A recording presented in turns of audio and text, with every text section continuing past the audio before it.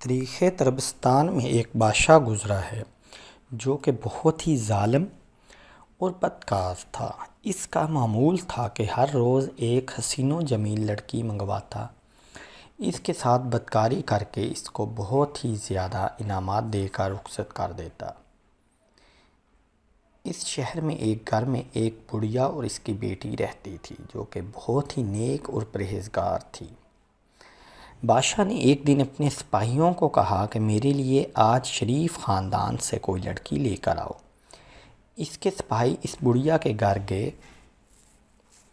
اور بڑھیا کو کہا کہ بادشاہ سلامت نے آج آپ کے گھر کو اپنی خدمت کرنے کے لیے چنا ہے۔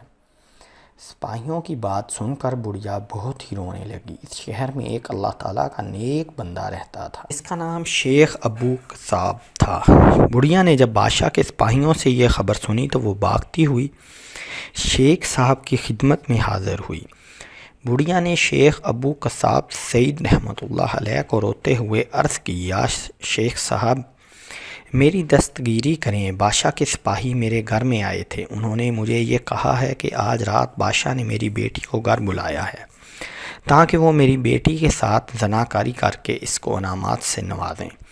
میں بادشاہ کی یہ منحوس بات سن کر آپ رحمۃ اللہ علیہ کے پاس حاضر ہوئی ہوں تاکہ آپ رحمۃ اللہ علیہ اللہ تعالیٰ سے دعا کریں کہ اللہ تعالیٰ ہمارے گھر سے اس بلا کو دور کر دیں۔ چند لمحے کے لیے شیخ صاحب خاموش رہے، پھر شیخ ابو قصاب رحمۃ اللہ علیہ نے اس بڑھیا کو فرمایا، اے بڑھیا، زندوں میں تو کوئی ایسا بندہ نہیں ہے جو تیری فریاد کو پورا کر سکے۔ تو فلاں قبرستان میں چلی جا، تجھے تو وہاں فلاں حلیے کا شخص ملے گا جو تیرے لیے اللہ تعالیٰ سے دعا کرے گا، اس کی دعا کے صدقے اللہ تعالیٰ تیرے سے یہ مصیبت ٹال دے گا۔ بڑھیا شیخ صاحب کے کہنے پر اس قبرستان میں پہنچ گئی۔ وہاں بڑھیا کو بہت ہی خوبصورت چہرے والا نوجوان ملا جس کے جسم لباس سے بہت ہی پیاری خوشبوئیں آ رہی تھیں۔ بڑھیا نے اس نوجوان کو سلام کیا تو نوجوان نے بی بی کے سلام کا جواب دیا اور بڑھیا سے قبرستان آنے کا سبب دریافت کیا۔ بڑھیا نے اس نوجوان کو سارا قصہ بتا دیا۔ نوجوان نے بڑھیا کی بات بڑی تسلی سے سن کر بڑھیا کو کہا کہ تم شیخ ابو سعید کے پاس جا کر دعا کا کہہ، اللہ تعالیٰ اس کی دعا کو قبول فرمائے گا۔ بڑھیا نے روتے ہوئے کہا کہ یہ بھی عجیب قصہ ہے کہ زندہ مجھے مردوں کے پاس بھیجتا ہے اور مردوں میں رہنے والا مجھے زندہ لوگوں کے پاس بھیج رہا ہے۔ مجھے لگتا ہے دستگیری کوئی نہیں کرے گا، میں اب کہاں جاؤں؟ اس نوجوان نے کہا، اے بی بی تم شیخ ابو سعید کے پاس جا، وہاں سے ہی تیرے لیے دعا ہوگی جو تجھ سے تیرے اوپر مصیبت کو ٹال دے گی۔ بڑھیا عورت پھر شیخ ابو سعید کے پاس حاضر ہوئی۔ شیخ ابو سعید نے بڑھیا سے سارا قصہ سن کر اپنا سر مبارک جھکا لیا۔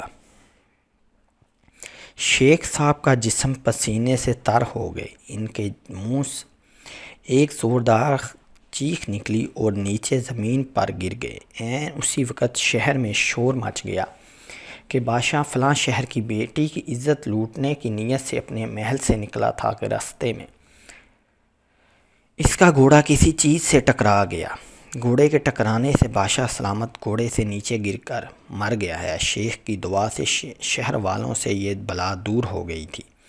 پھر یہ بات عام لوگوں میں پھیل گئی کہ شیخ صاحب نے دعا کی تھی جس کی وجہ سے شہر والوں سے یہ بلا ٹل گئی ہے۔ لوگوں نے شیخ صاحب دریافت کیا کہ شیخ صاحب آپ نے بڑھیا کو قبرستان کیوں بھیجا تھا، پہلے ہی دعا کیوں نہیں کی تھی؟ شیخ صاحب نے جواب دیا کہ میں اس چیز کو پسند نہیں کرتا کہ میری دعا سے کوئی ہلاک ہو جائے، یہی وجہ تھی کہ میں نے بڑھی عورت کو اس حضرت خضر علیہ السلام کی خدمت میں پیش ہونے کا کہا تھا۔ حضرت خضر علیہ السلام نے اس بڑھیا کو پھر میرے پاس بھیج دیا کہ ایسے بدبخت اور بدکار انسان کے لیے بد دعا کرنا گناہ نہیں بلکہ جائز ہے۔